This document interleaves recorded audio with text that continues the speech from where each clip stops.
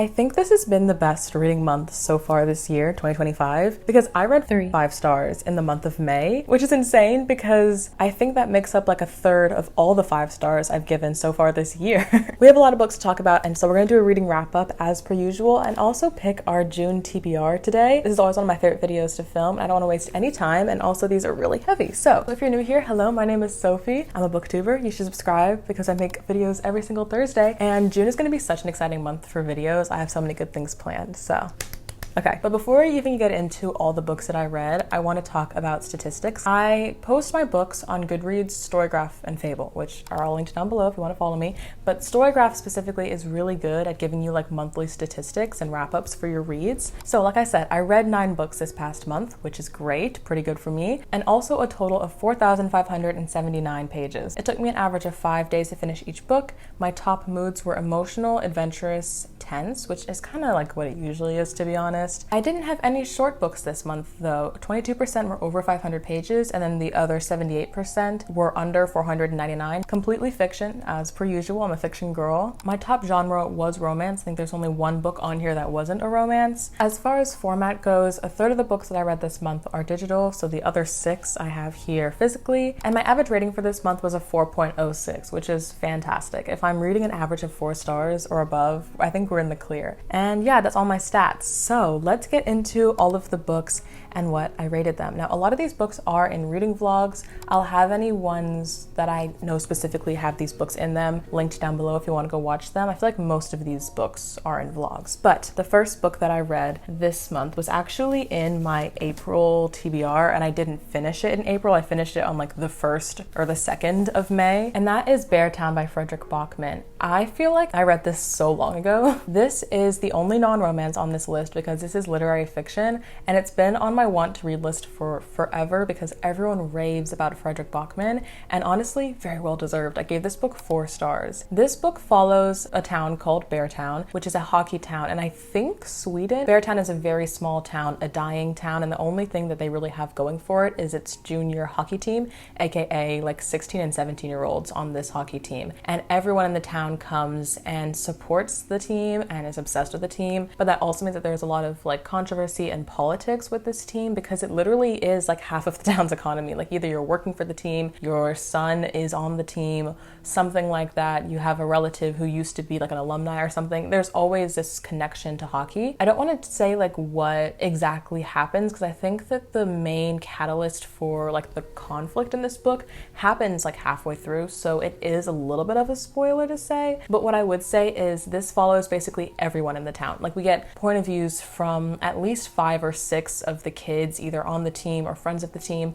Then we also get their parents or their loved ones. We also get like the coaches of the team, the general manager, the coach of the A team. We get random people who work at the bar across the street but still think about hockey. Like this is the definition of a third-person POV book because every literal couple of paragraphs we switch. Like this is the start of chapter 20 and we start in, I think it's Kevin's point of view. Right here on literally the next page, we're in Amit's point of view. Like it switches like every couple of paragraphs, which keeps it really engaging because you're always switching perspectives, but also it allows you to see everyone's ideas and opinions on the problems and conflicts in this book. It's a lot, and this is incredibly emotional. The character development in this book is top tier. Like because of the way that Frederick Bachman writes, you can understand the characters by their mannerisms and their very mundane activities on like page 4, and he really holds nothing back with this book.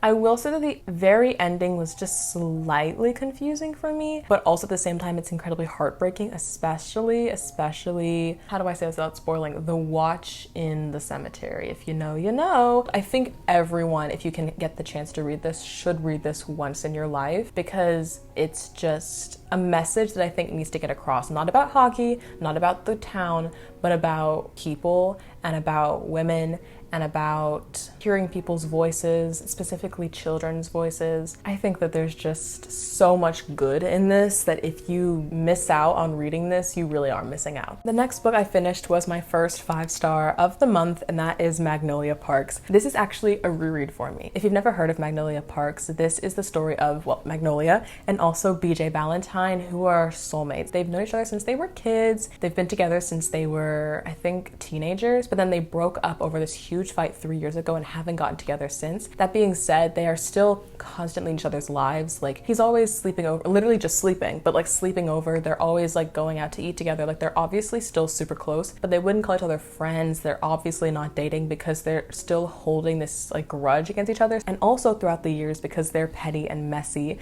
they try to make each other jealous. So Magnolia will date around, BJ will sleep around, and they'll just be like really toxic and bad to each other, to be honest. It's a really hard book to read because of the toxicity and because they are not mature enough to have just like an emotional, serious conversation and say, I love you, let's actually be together and stop messing around with other people because we're ruining each other's lives. But that's the point. You know, the point is that this book is real and honest, and it tells a story of a toxic relationship, but it's so relatable because so many people are in situations like this when they just will refuse to forgive and or just talk about things that happened in the past, and they'll just dance around each other like BJ and Magnolia dance around each other here. Also, found family in this book, incredible. The group of friends that these two have, besides a couple of them that I don't like, the group of friends that they have is just so incredible. They're all so funny. Oh my gosh, Julian is my absolute favorite. I'm a Julian stan. I love Julian so much. I'm not explaining it very well, but basically it's deeply romantic, deeply funny. Jessa Hastings' writing is incredible, and on the reread I was like, I can't give this anything but a 5-star, because especially when you know the ending plot twist and you reread it and you see all those breadcrumbs that Jessa left for us throughout the entire book, it's like, oh my gosh, she writes incredibly well. We were never gonna guess that plot twist when we first read it, but on the reread you understand and you see those hints. It's honestly like phenomenal. I know it can be a little annoying to watch them go back and forth, I understand that, but that's the point, babes. Like, the point is that they're toxic and bad for each other, but they just love each other, and honestly they are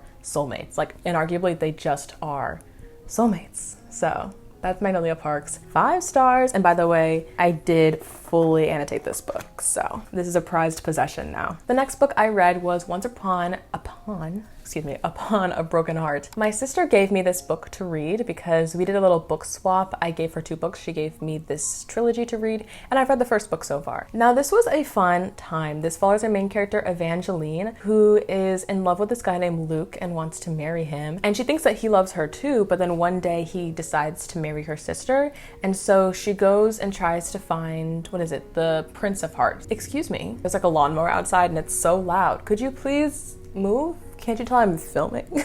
Anyway, she goes to the like chapel or like worship place for the Prince of Hearts and wants to ask him to do anything that he can to stop the wedding. But the trick is that you can't make deals with, okay, wait, are they called fates? I feel like I should know the name. They're not called gods. Yeah, okay, they're called fates. You can't make deals with the fates because they will always demand something back in the bargain. It's like making a deal with the devil, but she does. This starts this whole like series of events. She's traveling to a different kingdom, trying to figure out this murder mystery, and the entire time the Prince of Hearts, aka Jax, is with her because he has to get his side of the bargain, which is he gets to choose 3 kisses that she has to give to people throughout the course of this story. Oh, and by the way, she can't kiss him because every time that he kisses someone, they die. So, plot twist. This is a cute concept. I've heard everyone rave about this series. I do think that the book was good. It was really sweet, wholesome, cute, classic YA fantasy romance. My problem is that I realized while reading this that I need a little bit more, I don't even want to say darkness, but a little bit more something to my books. Like, I was reading this and I was like, okay, most of this is predictable. I like Evangeline. She's a sweet girl. I like Jax well enough, but I'm not obsessed with either of them. Evangeline specifically can be a little bit naive. Again, it is YA and I understand that, but I was just missing the je ne sais pas that this book didn't have. It was a 3.5 star for me. Still a really good time. I definitely am going to continue this series, especially because my sister recommended it to me and she wants me to finish it. And I know that books 2 and 3 do get better, but I feel like this was just a lot of like fairy tale, whimsical vibes, which if you're looking for that, this is literally perfect for you. But for me, I like a little more like grit, a little more complicated plot, less guessable plot. I don't know, something more to my story, and this was good. It was just not great. The next book I read was almost a 5 star, almost. It was a 4.5 star, but I was obsessed with this book, and that is Insatiable, which is the first book in the Edge of Darkness series by Leigh Rivers. I made a couple TikToks about this, about how I love a good dark romance, but I've had so much trouble with finding good dark romance recently because too often authors will use dark romance as an excuse to make the MMC absolutely insufferable or assaulting and just a general like awful person. to the FMC in particular, but then like describe it as like romantic and like glorify it and make it okay. Like I hate that. Haunting Adeline, hate that. God of Malice, hate that. There are so many books that I've read recently, specifically dark romances, that I just hate the MMC, specifically because he like SAs the FMC, among other things. So I've had a really hard time finding good dark romance recently. So when I picked up Insatiable and I realized that the guy in this book is head over heels simp in love with this woman, I hate everyone in the world but you. It's dark, trust me. There is murder, there is violence, like there's stuff going on in this book, don't get me wrong, but the relationship itself isn't the dark part, it's everything around it that's dark. That's when I really clarified that that is the type of dark romance that works for me. So kind of went off on a little spiel there. Anyway, our main character in this is named Cade. I believe it's Cade. Oh my gosh, if I'm wrong, that's embarrassing. Okay, I was right. Cade Mitchell. And then the girl's name is Stacy. This is a second chance romance actually, because they got together, I think when they were like 16, 17 for like a year. His sister is her best friend, but they eventually broke up and now they're kind of still in each other's lives because of obviously their proximity. They're both dealing with their own very serious different traumas. Like I'm not going to spoil what is happening exactly, but let's just say they're both being abused in different ways and it's very serious and it needs to stop, obviously. But that is like where the darkness in this book mostly comes from, that and like his job, because they're both dealing with such deep and dark things, but they're not talking about it. They're hiding it. Quite emotional, but also like quite dark, dangerous, but then also the love and the romance is so like passionate and meaningful, like not just physically, but also like I feel like they connect really well emotionally. This was just like really, really good. I feel like towards the end is where it lost that 5-star feeling for me. I can't quite pinpoint what it was. All I can say is that it did give me those vibes of a 5-star, but a 4.5 is not anything bad by any means. Like it's still incredible. If you want a good dark romance, and trust me, I've read quite a few, this was honestly a gem in the dark romance space. Lee Rivers is incredible in the way that she writes, and if you're looking for good dark romance, you need to pick this one up. All right, on to our next 5-star of the month. I actually did a reread of A Court of Wings and Ruin. Honestly proud of myself, pat on the back. I mean, this was a fabulous book. I gave it 5 stars. It wasn't like a struggle to read by any means, but look how chunky she is.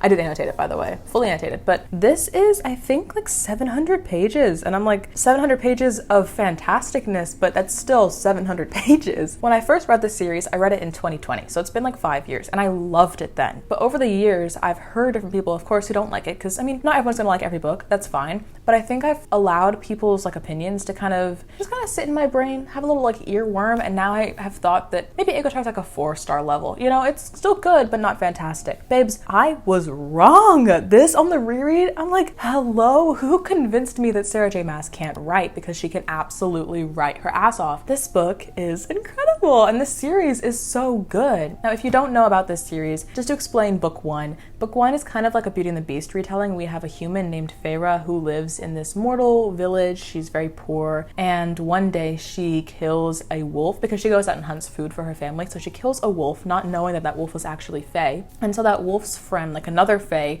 comes to her house that night. Basically, instead of killing her, takes her to the Fae world and his palace in the Spring Court. That is how book one starts. But let me tell you right now, it goes off the rails from there. We really are nothing like Beauty and the Beast after like the first half of book one. By the time that you're in book 3, we're on a different planet, babes. Like, love interest in this, I'm obsessed with. But my favorite character, and I also love Feyre, but my favorite character ever in this series is Azriel. Azriel is my love, my king, my baby. I'm obsessed with him. But everyone else in this book is also so incredible. The found family, like the other characters, Cass, Moore, Amryn, they're incredible. Just seeing like the friendship banter, and also, I mean, less romantic banter at this point because we're in book 3, like the people are together, but also like we still love seeing their little romantic moments in this. And also book 3 is like the culmination of the first trilogy. So this fairy world is going through like a huge war. We're getting battle scenes, we're getting some loss, we're getting some incredible danger, plotting. On the reread, I'm like, not only is this so much fun because I love the characters, but even if I hadn't loved the characters at this point, like if it was my first read, I would still fly through all 700 pages of this, I think, because every scene is the perfect length to get every little bit that you want and then get out. Sarah J Maas, she can write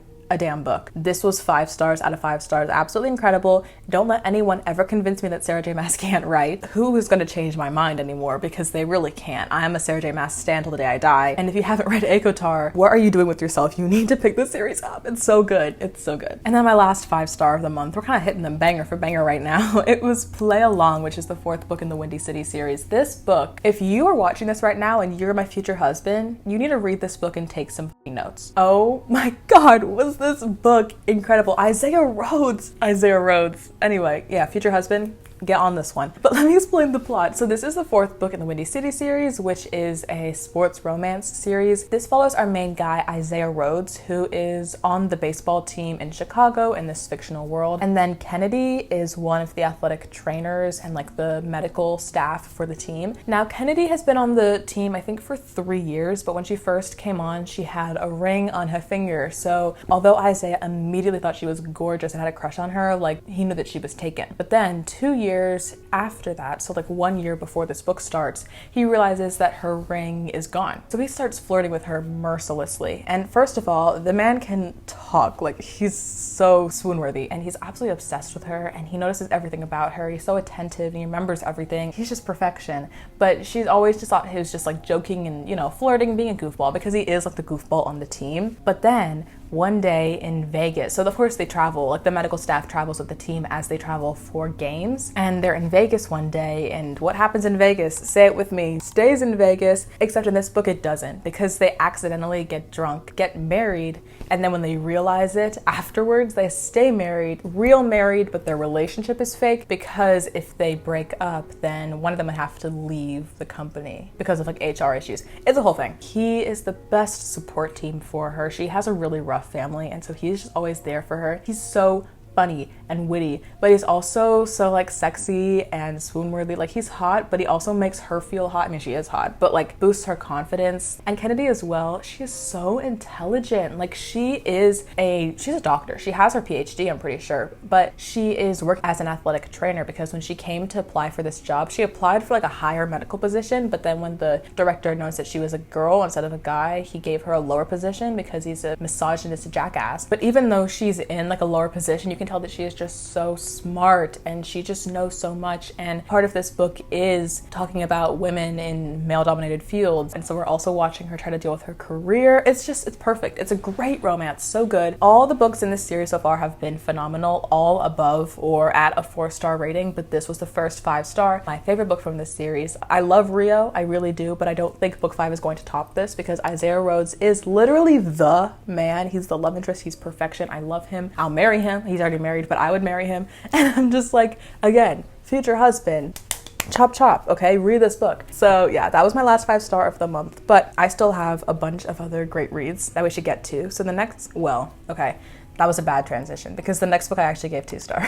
And that book is Silver Elite by Danny Francis. I did this in my most recent reading vlog, which was Spinner Reel Choose How Much I Read Every Day. By the way, the lawnmower is so annoying, but like I can't stop filming because I have things to do after this, so like I need to continue filming. I'm doing my best out here. Sorry if you can hear it. I really am sorry. Anyway, so this was a very popular new release. It's what's called dystopian romance. It's basically taking fantasy romance, but including the dystopian elements that we used to see all the time in like 2010s books like Hunger Games, Divergent, Red Queen, things like that. Very, very hyped, but unfortunately just did not live up to the hype for me. And I feel like I've ranted about it in so many videos at this point, and so I'm trying not to talk about it anymore, or at least rant about it anymore. But just to sum things up very, very quickly, we follow our main character Ren, who is a mod, or modified, which means that she has telekinesis powers, but in this world you're not allowed to have powers because it's like a disadvantage, so they're killing off the mods. She is forced to enter the training for Silver Block, and Silver Elite is like the best of the best in Silver Block. Silver Block is the group from the government that is actually killing the mods,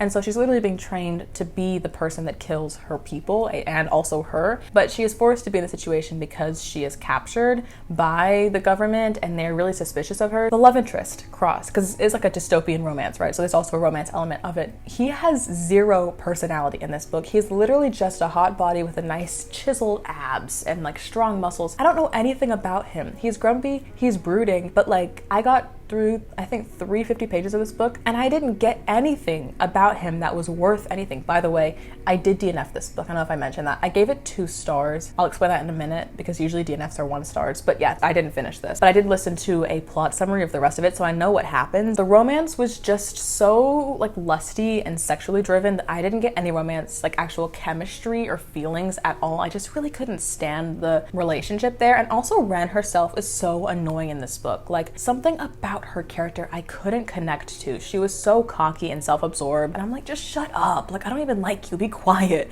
And for me, like, in order of importance in a book, it goes characters first, then plot, then writing. So if I don't connect to the characters, I'm not going to enjoy a book. So like, why was I going to finish it? You know, I just didn't enjoy myself. Oh, lastly, also, I feel like for a dystopian book, this didn't have any commentary on dystopia. Usually dystopian books like The Hunger Games, for example, or Divergent, has like some social commentary on our modern political world. This was just like, I have modern technology and fancy weapons instead of like castles and dragons, but it's basically the exact same plot as a fantasy romance, just like swapping those two out. Now, again, I gave it 2 stars. Usually a DNF for me is a 1 star. I gave it 2 because there is some merit to this. The plot is very fast paced. I wasn't hating it at the beginning, but then the more that I got into it, the more that I was just like, I really am dragging my feet. I don't care. I'm annoyed. There's nothing good about this. Like, when I really started getting into the romance and the plot, and I was like, well, those things aren't existing, then I was like, okay. I don't recommend it. If you want to read it, you do you. But for me, this was my least favorite read of the month, and I want to stop talking about it. So I'm gonna put this one down. 2 more books that I read this month. The next one is This Woven Kingdom by Tahira Mafi. This one I gave, was it 3.5? Yeah, 3.5 stars. So a pretty good book, kind of at a similar level to Once Upon a Broken Heart for me. This is like a retelling of the Cinderella story, but with like Persian influences in it. We follow our main character, Elise, who is a servant of this big household. She lives in the attic. And then the other POV is Cameron, who is the prince of this kingdom. His father passed away. I think he was actually murdered from like a rivaling kingdom, but his grandfather is the current king. It's predictable in a good way because you know the story of Cinderella. I mean, there's going to be that ball element. There's like the fairy godmother, not an actual fairy godmother, but you know, there's a character that comes and helps Elise, the girl character. And honestly, the best part of this book for me, although I really liked the plot, you know, it was a very simple YA fantasy, I loved the writing so much more. I read some quotes in my recent vlog. I just think that Tahira Mafi writes so beautifully. And I like it because it is a YA book, but she doesn't shy away from using big vocabulary and using long, complex sentence structures, even though it is a book technically written for like young teenagers. And also this book is just so sweetly, incredibly romantic. Cameron, when he first sees Elise, is like head over heels obsessed with her. She thinks that he's gorgeous as well, but like just their inner monologue and their thoughts are just so sweet. The words that they use to describe each other, you can definitely feel. I mean, it is a little insta-lovey. If you don't like that, then keep that in mind, but you can just feel that they have such strong crushes, basically, like ASAP. That being said, however, I do have a couple of qualms with this book, and the first being that although they do have gorgeous meetings, I think that they talk to each other and they are in the same place as each other for maybe 10% of this book. Like, this book is like 450 pages, 500 pages, and they really are only together for like 50 pages. There's so much of this book that is like Elise dealing with things as a servant, and then Cameron with his royal politics, and they rarely interact. And I'm like, okay, I need my love interests to talk to each other a little more, just a little more. I also feel like this book was a little long for what it was. Like, it could have been shortened a little bit because again, there was so much of them just not interacting. And then also at the very, very end, we get kind of a lot, not even plot twists, but just like a couple of like plot things that happen, and we introduce like a villain character. And I really liked the ending. It was fast-paced. I was really into it, but the middle and beginning were so much slower in comparison that I was like, if we had kind of spaced this ending out a little more and cut more from the beginning, it would feel like more of a balanced read. I'm still gonna finish this series. I think book 2, actually, everyone says is so much better, so I'm really looking forward to book 2, and I have really high hopes for the rest of this. But book 1, it was good again, but it just wasn't fantastically great. You would think that they would be done lawn mowing this exact same part of grass like 17 times. Babes, trust me, it's cut. Oh my gosh, they're here to get me. Okay, one more.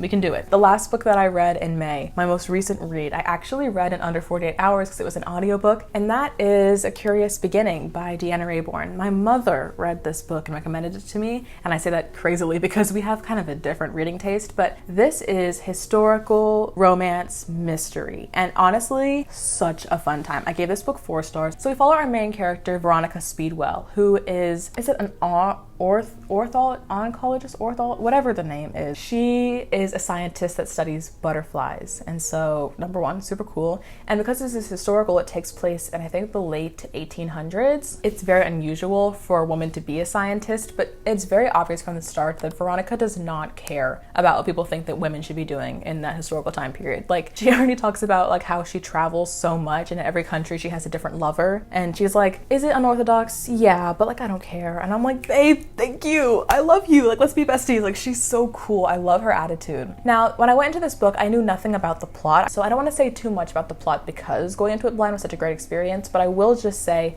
that this is a murder mystery. Someone attacks her house or her old aunt's house. And so she gets taken away by this man she doesn't know. I think it's like the Baron is what they call him. And the Baron is like, okay, hey, you don't know me, but I knew your mother and I have a lot to tell you about your mother that you don't know. So I need to talk to you, but I need to get you in a safe place. So let me take you to my friend Stoker, which is this guy named Stoker, and he's gonna take care of you tonight. I will be back tomorrow. So she's like, okay. Basically, she just wants a free ticket out of London, so she takes him up on it. And she meets Stoker, who is this grumpy, bearded, burly guy. He is a natural historian as well, so they kind of bond over their similar love for science, but it's very obvious that he's very stoic and reclusive, like closed off, and he does not want to get to know this very big attitude, big personality Veronica. But then it comes out the next morning that the Baron has been murdered. He is dead. And so the two of them kind of go off on this journey to figure out what happened to the Baron, not wanting to be partners at the beginning, but they turn into really good allies, and there's a little tiny hint of romance in this book. I think each book is a different mystery that they have to solve, but I think that the romance is just going to be a super, super slow burn throughout the entire thing. This book, I can already tell Stoker is head over heels for her. He is obsessed with her. Both of them have fantastic banter. They are so funny. Their quips back and forth, but also her strong opinions and her zero hesitation to interrupt someone or to say what she wants to say. She is not letting the fact that she is a woman in the 1800s stop her from doing anything. I'm like, yes, Veronica, I love you, Veronica, you're my favorite. And also Stoker is just like perfection. I love him so much, and he is not afraid to let her and her personality shine. This mystery was a little convenient, but the plot twist at the end of this book, I was like, hello, where did that come from? Like, crazy plot twist. Great read. I read it on audiobook. It was a great change of pace from some of these other very similar books I've been reading this month. A lot of, romantic fantasy, but this was something different. 4 stars. I will be continuing the series. I doubt that you've heard of these, so maybe pick this up if you're looking for something a little historical. Okay, so approximately 45 minutes later, I went and ate lunch because the lawnmowers were messing me up. So I hope that you guys, if you're still here, thank you. I hope the audio wasn't that terrible. But it's now time for the second half of this video. I know I've been yapping for so long. This video is like my longest wrap up ever, but I wanted to choose my, it's over there, my June TBR. I need to get my TBR jar. 1 second. TBR jar acquired. I know this is like a weird little cup, but I basically have a bunch of prompts in here that are like cut and folded out that I usually used to help me choose my TBR every month. My TBR for May had 5 books on it, and I was not very successful in reading them, I'm not gonna lie. Magnolia Parks and Once Upon a Broken Heart, which I did read, but then the other 3 that I didn't read were Swordcatcher by Cassandra Clare, Daughter of No Worlds by Carissa Broadbent, and The Atlas 6 by Olivia Blake. Now these 3 are all books that I still really want to and intend to read. I actually literally just bought Swordcatcher yesterday. That being said, I'm trying not to like put too much pressure on myself to finish the TBRs because I'm a mood reader at heart and I'm also trying to make content. I like to have them and I love to finish them, but if I don't, I'm not like worked up about it, Books are so heavy. Anyway, I have these books. These are all books that I really want to read. There's all on my physical TBR shelf and they're immediate want to read books. And there are a couple that before we even talk about pulling prompts from my little jar, I want to mention that I really have on my immediate list for June. The first book is the first book in Throne of Glass. I'm starting my official Throne of Glass reread. I reread the ACOTAR series earlier this year, so I'm thinking I will just read 1 book and then finish out December with Kingdom of Ash, which will be a perfect way to end the year. I'm so excited. Throne of Glass is like ACOTAR, same author, but it's better. This is my favorite series of all time. I've reread some of the audiobooks here and there, but I've never read them in order all the way through since I first read them in 2020, 5 years ago, and this is going to be an incredible time. The other book on my immediate list is Daisy Hates. This is the second book in the Magnolia Parks series, which I also read. My stack of books is on the dresser over there, but I also read Magnolia Parks obviously in May, and so Daisy Hates is the next book, and also this book series takes place in London. Did I mention that they're all rich London socialites? Maybe I didn't, but they are. I'm so excited for this reread to annotate this, but the best part is I'm going to be in London next week. I'm going to London and Paris this summer. This book takes place in London, so reading a book taking place in London while being in London is going to be an immaculate experience. That being said, I'm going to try to find prompts or use the prompts to pick those two books. Those are like my high priority, but we're going to let magic of the TBR jar do its thing. So let me pick our first prompt for this month. The first prompt is a book set before 1900. All right, so the first thing that comes to mind for me is the next book in the Veronica Speedwell series, because I think these take place in the 1800s, and obviously I just started this series. And the audiobooks are all on Audible, and my mother has read all of them, so I have them on my library already. So that's what I'm first thinking of. All the rest of these books on this physical TBR are either fantasy or just contemporary. Let me look at my Goodreads and see if there's any other historical book that I've been wanting to read recently. There's just so much fantasy on this that it's like not in a specific time period. Like my TBR is like 85% fantasy. There's a Stephen King book, but that takes place with JFK's assassination, so that's in the 60s. No, I think what I'm gonna do is put the next book in the Veronica Speedwell series on my TBR, because it just makes more sense. So the next book is called, if I can find the name, I think it's called Perilous Undertaking, A Perilous Undertaking. But yeah, this would be so much fun to listen to the audiobook. Also, probably would be smart to listen to the audiobook while I'm on like a 12-hour flight across the Atlantic Ocean. All right, doing another spin. The next prompt is continue a book series. What a perfect prompt. Obviously, I'm going to choose Daisy Hates for this because this is the next book in the Magnolia Park series. I just explained to you why I want to read this month, so this is an immediate pick. The next prompt. Okay, this is a book out of your comfort zone. All right, so I'm looking at this stack of physical books here, and all of them besides one are all fantasies, and primarily like romantic fantasies, so they're all in my comfort zone. I mean, don't hate a girl for liking what she likes. Project Hail Mary I just added onto here because I heard it's like sci-fi but funny, but like, do I want to read a sci-fi? No, I don't really want to read a sci-fi. Like, I've read a couple this year so far. They've been fine, but I don't know if I really want to read it. There is the option of The Sword of Kaigan. This is fantasy, but it's more epic fantasy than like fantasy romance. I've heard this is so emotional. I mean, the average star rating for this book is a 4.46 on Goodreads. Like, everyone and their mother is giving this like a 4 or 5 star. That is definitely out of my comfort zone, but I don't know if I want to cry. There's also The Poppy War, which is similar, like epic fantasy that everyone cries at. And I'm like, great, so happy for you. I don't think I want to cry during my birthday month. Oh, you know what book is out of my comfort zone? Wait, I'm gonna grab it. I'll be right back. Okay, I'm back, and I grabbed this book off my TBR shelf, and that is Lore. First of all, this cover is stunning. So stunning, in fact, that it was simply a cover buy. I literally don't know anything about this book, except for the fact that it's fantasy but not romance, and I've been scared of it for years. I've had this book for years. I haven't read this book in those years. This is still fantasy, so it's still technically in my comfort zone, but I think I'm gonna choose this one because I've been eyeing it recently, but it's not what I usually read. I don't think there's a lick of fantasy in this at all. I mean, no, it's obviously fantasy. I don't think there's a lick of romance in this at all. Is this kind of like twisting the prompt a little bit because it's still a genre that I read like every day? Sure. Very much a wild card, but I think that this book deserves a read from me because I've had it for so long and because it is literally gorgeous. Like, the cover is so cool. The Medusa element, I'm like really intrigued as to how this is going to be like retold. I hope if I do read this that I really love it. That's 3 books, right? So let's pick at least 2 more. Honestly, since I didn't finish my TBR last month, it's kind of fun just to like pick books and then not have the pressure to finish the TBR. So I'm okay with picking a little more than I think I'm going to read. All right, a book with a yellow cover. Well, let's see. Out of the list of books that I have here, not one is screaming yellow. I'm gonna like scroll through my Goodreads and just see until like yellow catches my eye, maybe. There's a lot of like black and red and pink because, well, fantasy. The Conditions of Will, I would say it has a lot of yellow in it, but I'm trying not to read this book until I get to at least book 4, I think. think in Magnolia Park. Oh gosh, you know it is yellow. Priory of the Orange Tree. This book is 845 pages and I'm terrified. So that's like in the back of my mind, but I'm still gonna scroll past it. Broken Country is kind of yellowy green. I think this is like a small town romance. It says a sweeping love story with the pace and twists of a thriller. And she is married. So that's a choice. House of Flame and Shadow is very yellow, but I'm telling you right now, because I'm reading Throne of Glass this month, I'm not going to read a Crescent City book at the same time. Before I Let Go is kind of orangey, kind of yellow. This is the first book in the Skyland series, which I've heard is so good. I've read books by Kennedy Ryan before. I just haven't picked this one up yet, or this series. I literally scrolled through my entire to read list and there are like 3 books on here that are yellow. Okay, let me see. What did I just mention? I was thinking either Before I Let Go, which is kind of orangey yellow, Broken Country, and Priory of the Orange Tree. Those are like the main ones, right? I think out of the 3 of those, you know what? I'm gonna do Broken Country because number 1, it's random.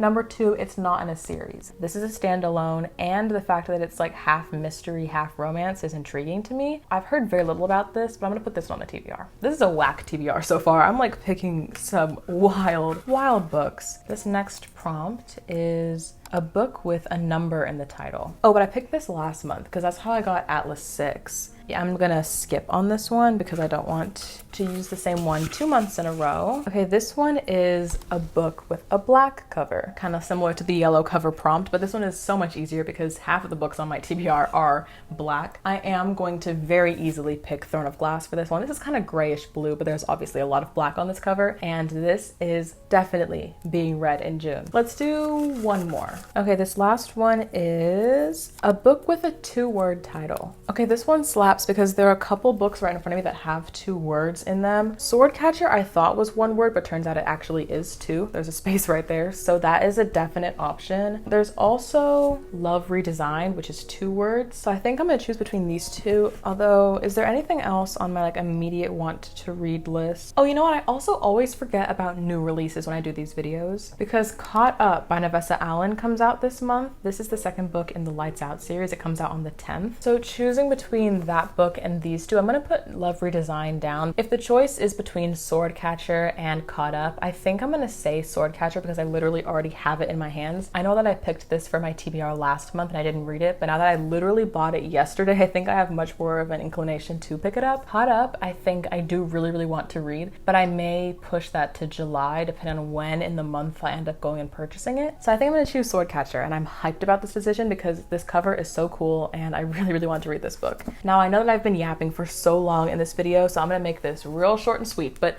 this plus 2 other books is my current TBR for June. We have A Perilous Undertaking, Broken Country, Daisy Hates Book 1, Lore, this one is intimidating, and then Throne of Glass Book 1 and The Swordcatcher. I'm sensing another month full of a lot of potential 5-star reads. If you're stuck around to the end of this video, you're such a real one. Oh my gosh, this took me hours to film because I had to wait for those stupid lawnmowers to go away, but it's been a journey, but I'm glad that you're here. Follow me on Instagram and TikTok. I've been posting a lot of shorts recently, and also if you want to see what books I'm reading in real time, I'm always updating my Goodreads, Storygraph, and now Fable, which everything is linked down below. Subscribe. I love you so much. Thank you for being here. Have an amazing rest of your week, and I will see you in the next one.